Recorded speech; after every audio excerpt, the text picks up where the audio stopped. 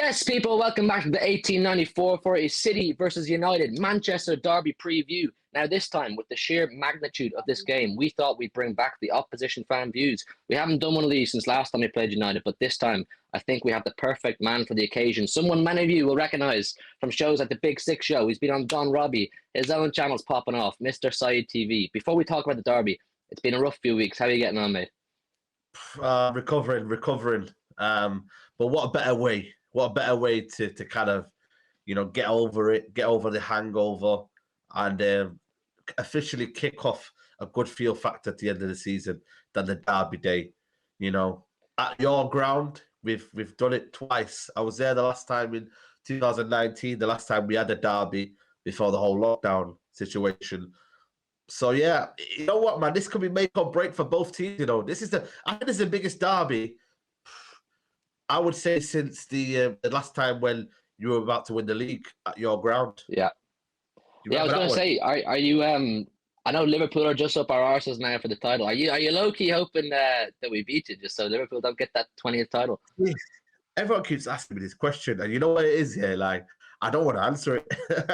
No, I'm not doing it. I'm not doing Matisse. He's apparently still sitting up in the league. Like, this is crazy. This is social media. If you'd asked me 10 years ago, nobody would ask these kind of questions. But I get it now. That question always. But for me, if you told me who to win the league, it'd be City. Because you know what I mean. All my family are mostly City, and I wouldn't have that kind of disgust for them. But also, Liverpool win their elusive 20th trophy. And we've got 20 trophies. They'd be actually above us in terms of trophies won at a club. So, yeah, man, like I said to you, it's like two burglars trying to rob your house. You know what I mean? Why would you pick one? You know what I mean? So, yeah. You're saying you won the last derby that you had, and you've won 4 out of your last 5 games here. Obviously, form does go out the window, I think it's fair to say, with the derby, but do you take some solace from the fact that you've done it a lot recently at our place? Yeah, absolutely. I think, you know what it is for me? I think it's the fact that, it's that encouragement, knowing that we've got the last 2 away, 3 of the last 4. We're confident at your ground for some weird reason. Even the one where we won when Pogba and Sanchez scored, somehow we're just a bit confident. I think the last time you won was, I think, when David Silva, Jose Mourinho's last season. And then before that, it was kind of... It was kind of 50-50 here and there. It swung in Norway, swung our way. Van Gaal had a few wins over there, so it was even. You know what I mean? At your ground, it's even. Whereas at the Etihad, I would say, we've had one, and then you've had a couple. You've had probably the large part of them, and but like I said to you, we need to absolutely get back. That one I witnessed in November at Old Trafford, we need revenge, mate, because that was, I know Steve Keats talking about training ground, but that was a training ground, mate. For me, it's worse than a 6-1. People say 6-1, but yeah, seriously, it was worse than a 6-1. Because with the 6-1, right, it was humiliating, but not to this degree. This was like almost like a death by 1,000 cuts. It was almost as if it was a slow death. Like, City were just toying around, they were playing with the ball, they were relaxing, they were calm, we never ever penetrated Man City in that whole game. Never. Yeah. Whereas the one was 6-1, it was 3-1, and then we had obviously the 10 men caught up to us, and then David Silva just turned into a genius and just did that pass, and then we were just deflated after that. And then obviously he scored 2 late goals. So yeah, I just think for me, this for me has to be we have to have a reaction. If these guys don't react and they let them the embarrassments, mate, it could really get worse, because the fans won't have that. You can't lose. You can lose in the derby day, yeah. It's a given. It's 50-50 game. But it's the manner in which you lose. That was disgraceful in Old Trafford. So they have to react. They have to. I want to ask you a little bit about how we've got to this point in the season. Now, obviously, there's a 19-point gap. I'm trying not to rub it in your face too much. We come in first, you come in fourth. We've got to this point. The season started off on a massive high for you, I think it's fair to say. You brought in Ronaldo, Sancho, Varane. And I remember now, I'm not going to put it on you too much, I remember some quadruple talk on the Big Six show as well. How has it got to this point? I mean, I've never seen a Man United team I'm trying not to be too arrogant here as best as possible. I've never seen a Man United team play with such little heart. Sometimes like the players, they don't want to be there. They're not fighting for the win. How Yeah. can that change coming into a derby game where everything's on the line, pride as well as points? I think it's all about having that mentality edge. You know what I mean, at City, there's a mentality to win. At United, there is no mentality. Let's be real. You know, it's a lot of there's a feeling of like they're comfortable. They're not really challenged, and it evidently it gets into your game really, because then you kind of looking at players and they're not really kind of passionate to win.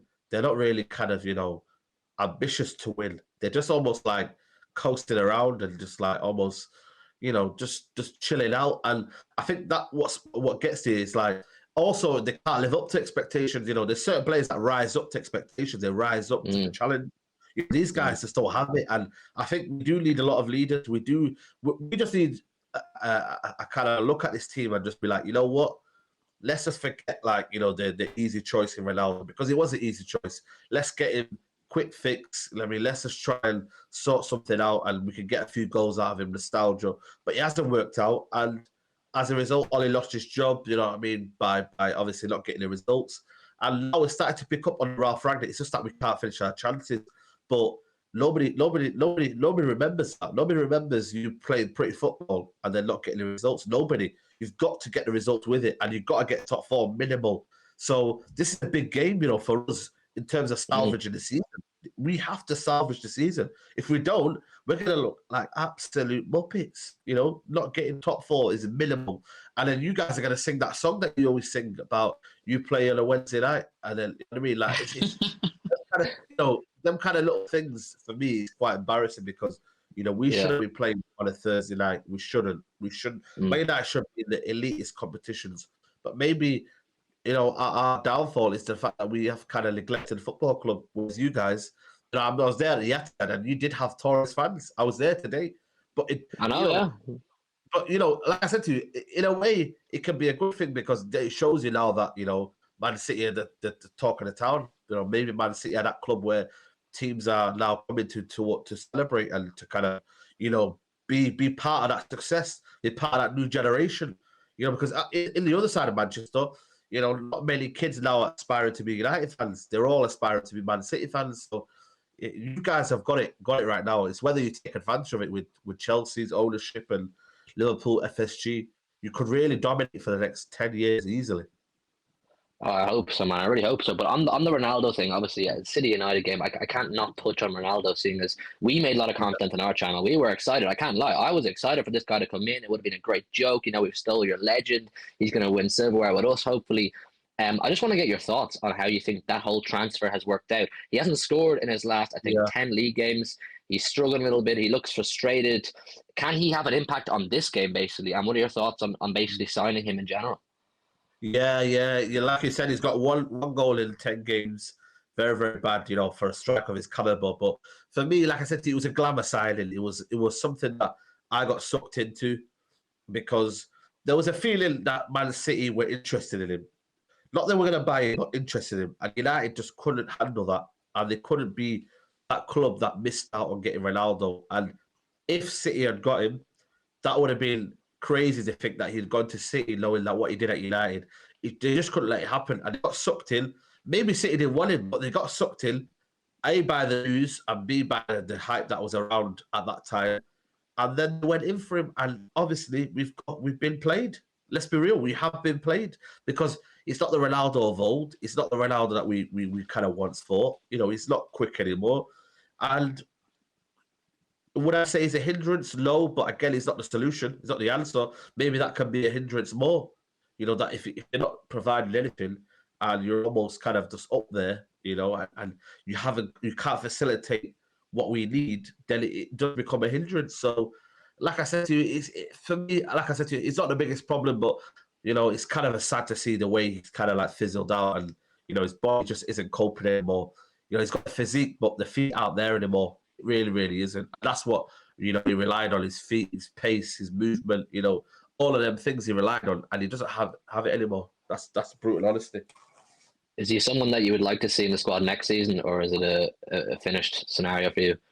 Yeah, finished scenario. Like I said to you, we've been swinging in the car park, as you guys say. You know, well, I haven't. You know, what I mean, it's your Irish lot, man. I keep telling them, man, the Irish lot need to stop swinging in the car park because every time I see someone who's swinging in the car park, they keep saying, "Oh, from Ireland." So I keep saying, like, you know, stop swinging in the car park. But yeah, like I said to you, it's a feeling, it's a nostalgic moment, you know, and you can't help but, you know, celebrate. And I think that's what United fans will always do. You know, they'll celebrate Ronaldo coming and then, you know, kind of maybe understand later on in the line that maybe it wasn't right for us at that time, you know. So I reckon for me, like I said to you, we've enjoyed it this season, but for me, next season, sorry, man, you got to go. I tell you what, man, on that Irish United fans thing, every couple of weeks when I go over to a game, I'm seeing more and more City fans turn. I swear to God, the Irish fans are turning into Blues when for 20, 30, 40 years they're always Reds. But on the Ronaldo thing and on your whole squad, I suppose there's not many players are standing out to me a lot recently. I suppose Alanga is definitely one. He's a quality player. He's going to be something special. Going into Sunday, who are you expecting to stand up? Because your usual leaders, obviously he's still young, but people like Marcus Rashford, Pogba, and Maguire, they've not been as influential as you would want these senior players in the squad to be. Who are you expecting, and who are you expecting essentially to hopefully bring it to a win? It's got to be the big boys. It's got to be Bruno Fernandes. It's got to be Paul Pogba. It's got to be, for me, you know, Luke Shaw. These players that have been underperforming for Man United. The captain, if he's playing Maguire, you know, he had a good game last time they played at the Etihad. You know what I mean? Let's just hope that they can find something. This is the game to find your form. This is the game to kind of set your season again and bring it back into life. You know, this is the season. This is the time when you've got to do it. If they don't rise up, then for me, they're good enough because if you can't get yourself up for a derby, I'm sorry, you won't get yourself up for anything. It's as simple as that. Yeah. You won't be able to get yourself up for anything. This is when it's meant to be. This is when it's meant to count. And if it doesn't count now, then we are really, really screwed. Really screwed. How do you think United can get a result in the Etihad this Sunday? Obviously, we're not playing our best football right now. Yeah, we got a win against Peterborough. We lost the Spurs. I think there is a blueprint available now as to how you can keep City at bay and get a draw and possibly get a win. You play a low block. You can't you pack out the middle and make it really frustrating. Make us have to cross in. Crossing isn't the thing that works for us. Do you think Rangnick will take some ideas from Spurs and even Peterborough did quite well, I must say. Southampton recently as well. Is that something that United could change into? Yeah, I think so. I think Wan-Bissaka might be brought in. I think that might help in terms of stopping Man City playing out for the back, or maybe kind of penetrating Raheem Sterling. There's that Sky Sports video of Raheem Sterling and Wan-Bissaka. Maybe that Rav Radley will look to that. I think, like I said to you, maybe bringing in Matic in there to kind of solidify the midfield and bring a bit more experience. Maybe going back three.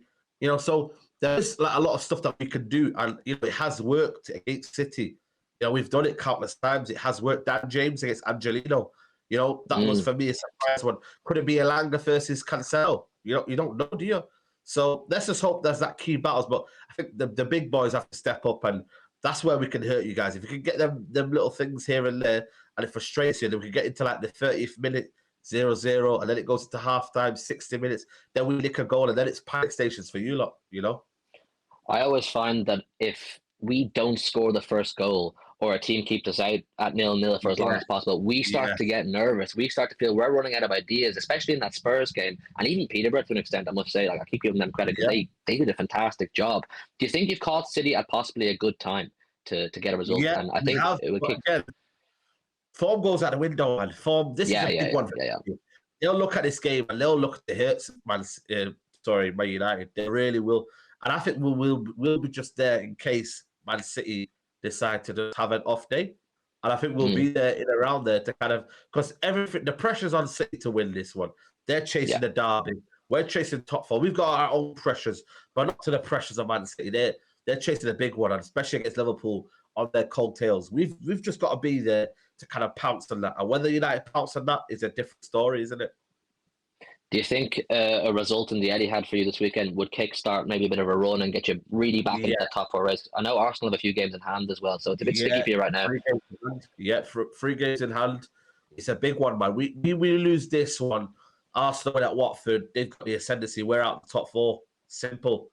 You can only flip like that. Obviously, you rather have the points in the games, but we've not been picking points. You know what I mean? Like I said to you, Watford was a real shame. But this one here, if you can win this Manchester derby, you've got a real stepping stone to kind of winning, to kind of give it galvanizing you. And likewise, you guys, you win this one, this is big for you guys. This is unbelievably huge. You've got a few very big fixtures coming up. I noticed. Which one's the one you're most nervous about? You've got City, then Spurs, then Liverpool as well. Liverpool, yeah, they've rearranged that to April, so that's not too bad. But I think this one, this sets the kind of the setting tone for the rest of the season. To the end of the season, we've got to win this one. It is important we win this one. We win this one, it galvanizes, like you said to you. We don't win this one, boy, it literally just kind of almost thinks like it draws season to kind of a curtains, really, because you can't fight for a Manchester derby. What can you really fight for? Tottenham and it's not what we should be kind of looking at towards motivation. This is the one motivation. Local rivals. Let's get the win. So it's all about pride, man. It's all about pride. These games, it's about who wants it more. I always feel it's about who wants it more. And there's something about the Manchester derby that has struck me in recent years, which is it seems to be whichever team is playing away seems to look more hungry. Like you seem to get a little bit excited when you come to the Etihad, whether you're in form or not. I think it's fair to say that the United players get a little bit giddy and they really sense something when they come. True, it's true though. I don't know what it is, but you're right. I think maybe it's less pressure. Maybe it's the fact that you can sit back and don't have to go and hold. The team that's at home has to have that responsibility of coming out. So 100%. I think that is the situation. I just hope that for me we come in with a bit of kind of hunger and desire to kind of get there and get back to the top. I just hope we can do that. Well, listen, it's an absolutely massive one this weekend. And I want you all at home in the comments to leave your thoughts down below. Who's going to win this? Who's going to come out on top? Can City extend their lead at the top very briefly? Can United get themselves back into a top four race? And I want to say a massive thank you to Saeed for coming onto the channel. We're going to leave all his links down below in the descriptions. I'm sure many of you know him from the Big Six. Do go over and show him some love from the 1894 community. But before I let you go, Saeed, the last question, of course, has to be what your score prediction is. Yeah, I never go for a loss. I'm going to go with 2-1 United. 2-1. 2-1 United. Can I ask you who you think is going to score a goal? Who's going to stand up? I think Jadon Sancho is going to score on Elanga. Ooh, Jadon Sancho back at the Etihad to score. Yeah, exactly. He's going to silence the crowd, man. I remember when he went to the Etihad. He was at the Old Trafford, and then them City fans weren't nice to him, so it's good to silence the crowd. Yeah, man. Jesus, the thought of Sancho scoring the Etihad scares me. But listen, I'm going to go for a 2-0 City. I think it's going to be a tough one. I think, like I said a few minutes ago, United will set up quite defensively and hope to pounce with a quick counter-attack through the likes of Elanga, who, like I said, is a player that scares me.